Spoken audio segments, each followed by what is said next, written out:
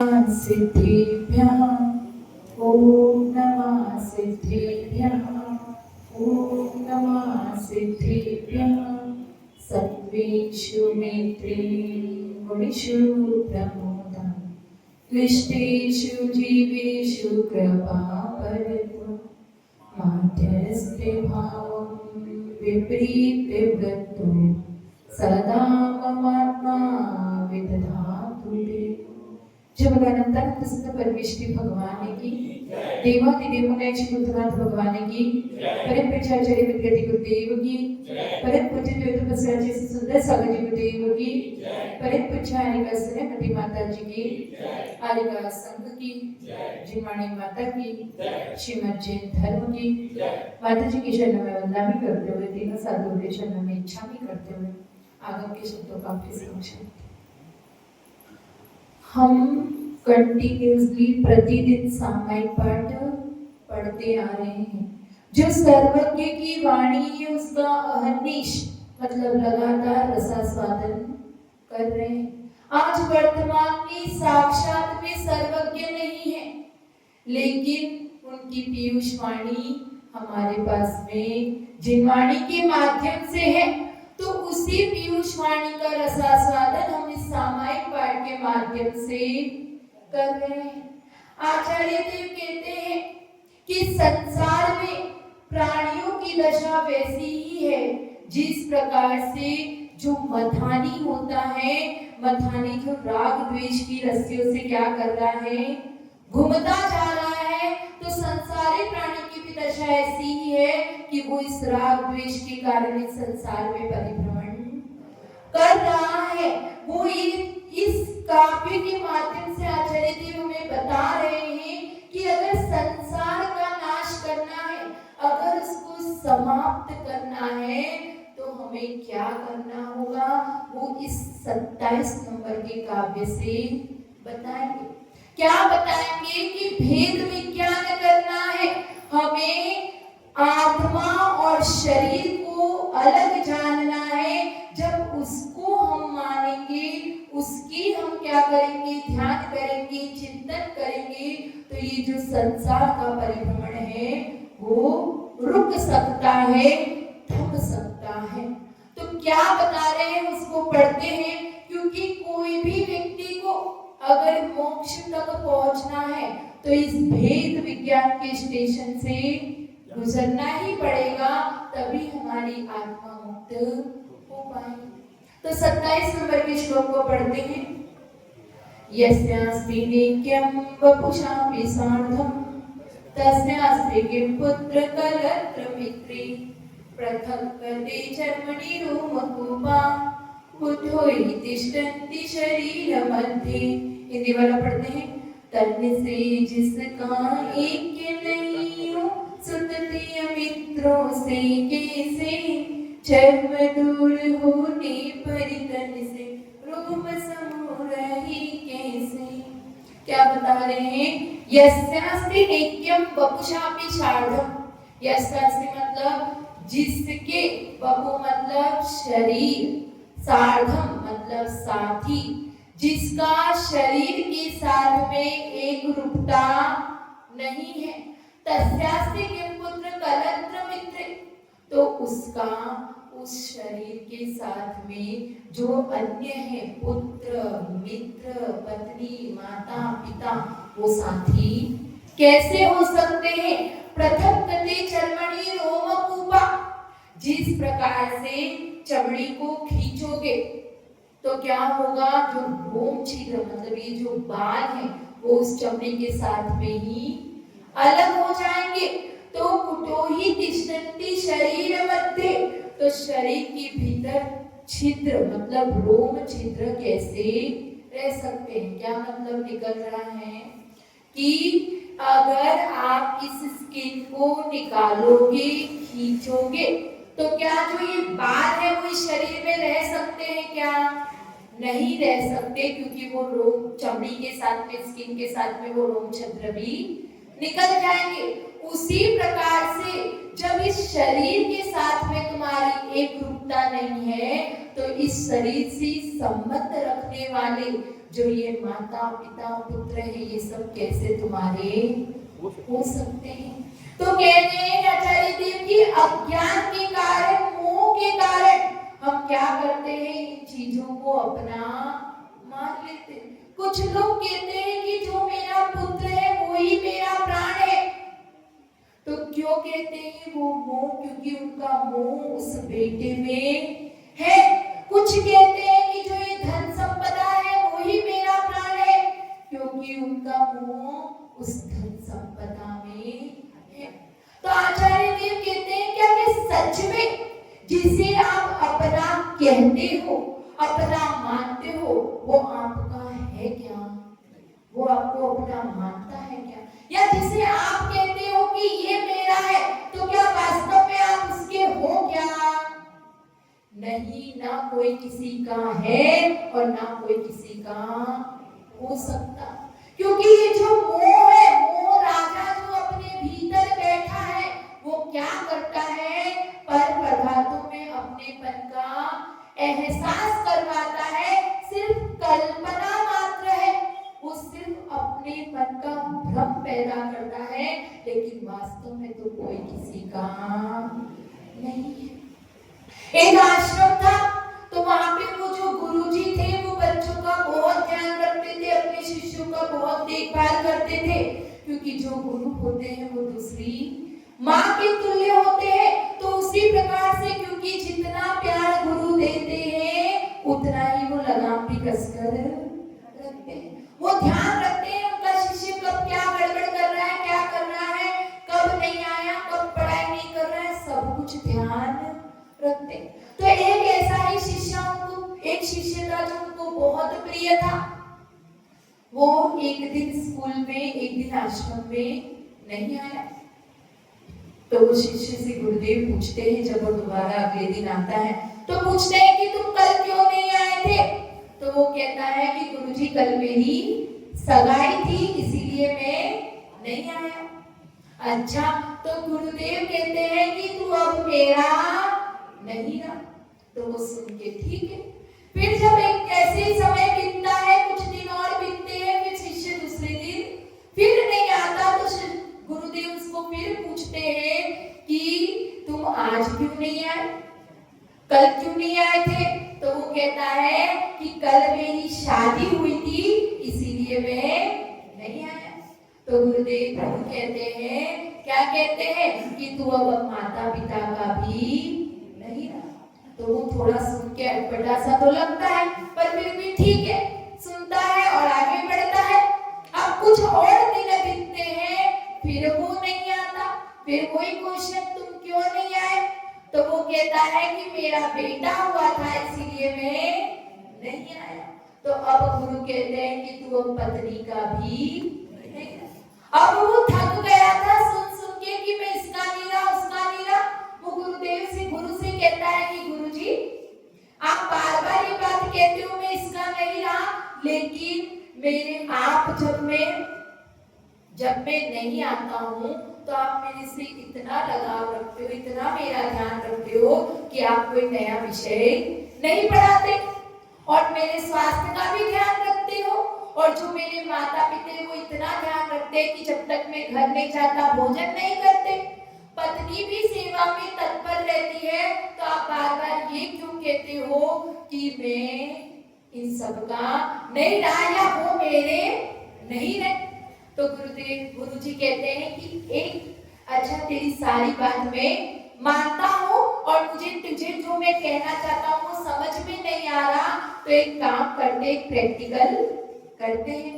तो प्रैक्टिकल करते हैं, जैसा मैं कहूँगा वैसा तुझे करना है। वो कहता है कि ठीक है। तो वो जाता है अपने परिवार के सामने और वहां पर क्या करता है, एकदम से गिर जाता है और पूरी अपनी श्वास को रोक लेता है। अब प्राणायाम से श्वास को रोका जा सकता है, तो वो वैसा ही करता है जैसा गुरुजी ने कहा था। अब सबको लगता है कि इसकी श्वास नहीं चल रही, इसके क्या हो गया, ये तो इसकी तबीयत खराब हो गई, ये मर गया है, इसको डॉक्टर को बुलाओ, सारी बातें वो पूरा परिवार करता है। अब वहां पर गुरुजी पहुंचते, वो कहते हैं कि इसकी श्वास नहीं चल रही है। तो वो कहते हैं कि गुरुजी आपका तो ये फेवरेट शिष्य है, आप कुछ कीजिए, इसको कैसे न कैसे करके खड़ा कीजिए। तो वो गुरुजी कहते हैं कि मैं इसको तंत्र मंत्र से ठीक कर सकता हूँ। ये जो जल है वो व्यक्ति कोई पी लेगा तो ये खड़ा हो जाएगा। तो ठीक है, तो जो पिएगा वो क्या होगा, उसको वो मरेगा और ये जीवित हो जाएगा। तो सबसे पहले माता पिता को दिया गया। तो माता पिता क्या कहते हैं कि नहीं नहीं, अरे पर गुरुजी कहते हैं कि तुम्हारी तो उम्र हो गई है, तुम्हारा पुत्र जी लेगा, तुम तो वैसे भी जाने वाले हो। तो कहते हैं कि नहीं नहीं, अभी तो हमारा समय बचा है, और वो पीने से मना कर दे। अब जाते हैं पत्नी के पास में, पत्नी से कहते हैं कि पति के बिना क्या संसार है, क्या करोगी तुम रह के, तुम चले जाओ और ये जी लेगा। तो पत्नी कहती है अभी मैंने दुनिया ही क्या देखी है, अभी तो मैं क्या पूरा मेरा देखना बाकी है, अभी मैं कैसे जा सकती हूँ। वो भी पीने से मना। फिर छोटे से बच्चे को दिया जाता है, वो कहता है कि जब ये बूढ़े हो गए, ये बड़ी हो गई, अभी तो मेरा जन्म ही हुआ है, मैं कैसे पी लूंगा। और जब ये वो जो शिष्य होता है वो जब ये सब सुनता है, और फिर क्या होता है कि गुरुजी कहते हैं कि मैं पी लेता हूँ, तो सब कहते हैं कि हाँ हाँ पी लो पी लो। और फिर जब गुरुजी पी लेते तो वो खड़ा हो जाता है। तो क्या वो शिष्य को समझ में आता है गुरुजी आप सही कह रहे थे, कोई भी किसी का नहीं है, खुद के रिश्तेदार अपने नहीं है, खुद का ये जो शरीर है वो अपना नहीं है, तो फिर क्या किसी की बात करे हैं। तो यही यहाँ पर कह रहे हैं यशास्ति नित्यम वपुषापिशादम, ये जो शरीर है वो तुम्हारा नहीं है, तुम अकेले के क्या हो, आत्मा हो, वो आत्मा ही तुम्हारे साथ जाने वाली है। जिस प्रकार से ये शरीर का सदुपयोग कर लो, जिस प्रकार से हाथ में अपनी मुट्ठी में रत्न है, तो उस रत्न को अगर यूज कर लोगे तो मकान घर जायदाद सब कुछ बन जाएगा, और अगर उसे ऐसे ही हाथ में बंद करके सो गए तो क्या होगा, वो हाथ से गिर जाएगा और खो जाएगा, वो मिलेगा नहीं। उसी प्रकार से ये शरीर हमें मिला है, तो इसका सदुपयोग कर लो इस शरीर के माध्यम से कि क्या है, ये भले शरीर गंदा है, विभत्स है, इसके अंदर कितने रोग पल रहे हैं, तो ये सब कुछ गंदा होते हुए भी इस शरीर का क्या कर लो, सदुपयोग कर लो, इसका यूज कर लो। आचार्य देव कहते हैं कि इस गंदे शरीर के अंदर भी खोजो, अन्वेषण करो, इसके अंदर भी तुम्हें कुछ मिलेगा। भले ये शरीर क्षणिक है, क्या ज्यादा समय रहता नहीं है, लेकिन फिर भी ये अपने अंदर क्या लिए हुए है, उस शाश्वत चीज को लिए हुए है। वो शाश्वत चीज क्या है, वो आत्मा, वो आत्मा शाश्वत इस शरीर के अंदर ही छिपी हुई है, उसको पहचानो। ये शरीर तो क्या है, इसमें बहुत अच्छी क्या है, अंदर इतना पूरा है, मज्जा है, मांस है, और क्या क्या है, मवाद ही मवाद, लेकिन इसके ऊपर क्या कर दिया है, बहुत अच्छी सुंदर चमड़ी पहना दी।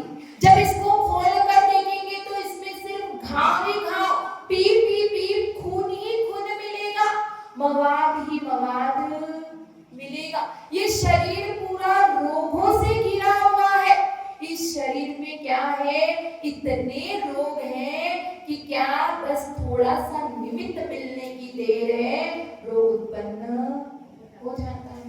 कितने रोग बताए शायद चुनक जी ने एक बार, कितने प्रकार के रोग पाए जाते हैं शरीर में, हाँ 5,67,99,584 68 लाख 5,68,99,584 रोग इस शरीर में पाए जाते हैं। बस निमित्त मिलने की देर है, इसमें क्या होता है, एक रोग उत्पन्न तैयार, एक दूसरा ठीक हुआ तो तीसरा तैयार। तो ऐसा ये शरीर रोगों से घिरा हुआ है, लेकिन फिर भी जो देवों का, ये तो हो गया अपना मनुष्य तीन चिन्ह का शरीर, जो देवों का शरीर होता है वो तो बहुत सुंदर होता है, सप्त धातुओं से क्या होता है, रहित होता है, उसमें मलमूत्र भी नहीं होता है। लेकिन वो शरीर इतना अच्छा होते हुए भी किसी भी लायक नहीं है, क्योंकि उस शरीर में हम संयम को धारण नहीं कर सकते। ये जो गंदा शरीर जो सप्त धातुओं से सहित मलमूत्र से जो सहित हमें शरीर मिला है, इसी में हम संयम को धारण कर सकते हैं। और ये संयम ही हमें क्या करता है, पूर्णता की ओर लेकर जा सकता है, वही हमें लेकर जाता है। और इसी शरीर के माध्यम से हम परमात्मा पद को प्राप्त कर सकते हैं। तो आचार्य देव कह रहे हैं कि उस शरीर का सदुपयोग कर लो, उसको रत्नत्रय प्रकट करके उसका सदुपयोग किया जा सकता है। फिर आगे कह रहे हैं कि जिस प्रकार से कि सोना कितना भी सुंदर होता है, शरीर कितना भी सुंदर होता है, सोना कितना भी सुंदर होता है, लेकिन अगर सोने की भूमि पे बीज को बोगे तो वो उगेगा क्या, उसकी फसल उगने वाली नहीं है। लेकिन मिट्टी काली होती है, कुरूप होती है, लेकिन उसमें बीज को बोगे तो वो पूरी हरी भरी हो जाएगी। उसी प्रकार से ये शरीर भले विभत्स है, गंदा है, लेकिन अगर इसमें रत्नत्रय का बीज बो दिया तो क्या होगा, परमात्मा की फसल उग जाएगी, हम परमात्मा पद को प्राप्त कर लेंगे। फिर आगे दे रहे हैं यशास्तिमेक्यम वपुषापिषाढम, फिर दे रहे हैं, क्या दे रहे हैं, पृथक्कति चर्मणि रोमकूपा, कि जिस प्रकार से चमड़ी को अलग कर लोगे तो उसके साथ में जो रोम छिद्र हैं वो भी उसी के साथ में निकल जाएंगे, वो उसके साथ में क्या शरीर में रहने वाले नहीं है। उसी प्रकार से ये शरीर से संबंध रखने वाले जो रिश्ते नाते हैं वो भी इस शरीर के साथ, मतलब इसके साथ में रहते नहीं है। शरीर के साथ में ये सब कुछ भी छूट जाते हैं, तो उनके प्रति हमें क्या करना है, निर्ममत्व भाव रखना है, राग द्वेष का भाव नहीं रखना, ममता से रहित होना है। और सिर्फ, क्योंकि साधक कहाँ पर है, कहाँ पर है, वो समाधि की तरफ है, समाधि में बैठा है, तो वहां पर उसको यही चिंतन करना है कि जो ये शरीर है एक मुट्ठी भर राख है, इसको क्या करेंगे। आज एक छोटा सा है, कहते हैं, कहीं मैंने पढ़ा था कि इस शरीर में इतना क्या है, क्या कहते हैं, चूना है, जिससे 50 ग्राम का क्या हो सकता है, जो पत्थर होता है वो पूरा चूने से रंगा जा सकता है। इस शरीर में इतनी शक्कर है कि 100 कप चाय के मीठे हो सकते हैं। इस शरीर में इतना मैग्नीशियम है कि 1 इंची का चाकू बनाया जा सकता है। इस शरीर में इतनी चर्बी होती है कि क्या 1 दर्जन तक साबुन बन सकता है। और इसमें इतना तांबा होता है कि इससे पैसे बनाए जा सकते हैं। और इस शरीर में इतना पानी होता है कि एक छोटा सा पप्पू क्या कर सकता है, उसमें स्नान कर सकता है, उसमें नहा सकता है। तो कहते हैं कि इस शरीर में इतना सब कुछ है, लेकिन इसकी कीमत कितनी है, 200-500 रुपए जितनी कीमत है। और इस शरीर के पीछे हम क्या करते हैं, लाखों रुपए खर्चा कर लेते हैं। तो कहते हैं कि इस शरीर की कीमत जब अपन मर जाएंगे, शमशान पे ले जाया जाएगा और चिता लगाई जाएगी, तो वो धड़ धड़ करके पूरा जल जाएगा और एक मुट्ठी राख बचने वाली है और कुछ भी बचने वाला नहीं है। और यहाँ तक ये भी सुना है कि उस राख को छूता जो है वो भी